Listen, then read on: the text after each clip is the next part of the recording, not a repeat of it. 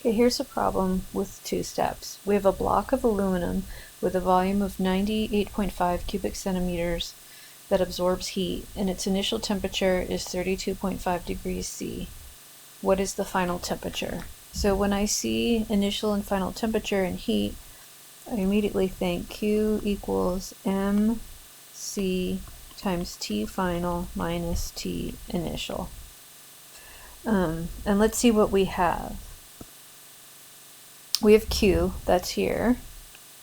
We have, this is volume, right? But volume's not in that equation. We have the heat capacity, that's here. And we have density.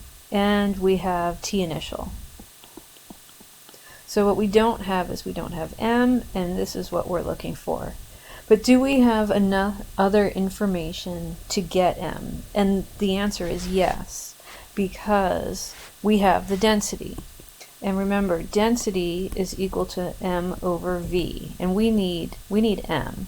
So if I put in 2.70 grams per cubic centimeter and equals M over the volume, which is 98.5 cubic centimeters, I can solve for M. When I multiply those two numbers, I get a mass of 266.0 grams. And so now I'm ready to plug things into my equation. Q is 67.4. Remember, we have to have that in joules.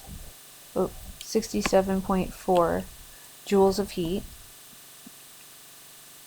equal to 266.0 grams times C, 0.900 joules per gram degrees C, times T final, which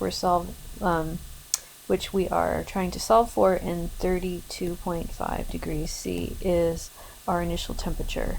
So the first thing I'm going to do is divide both sides by these two numbers.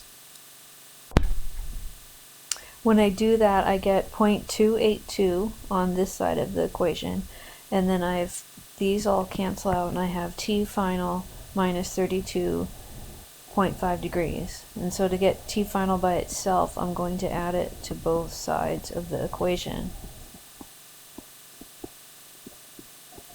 And what I get is T final is equal to 32.5 degrees plus a very small number.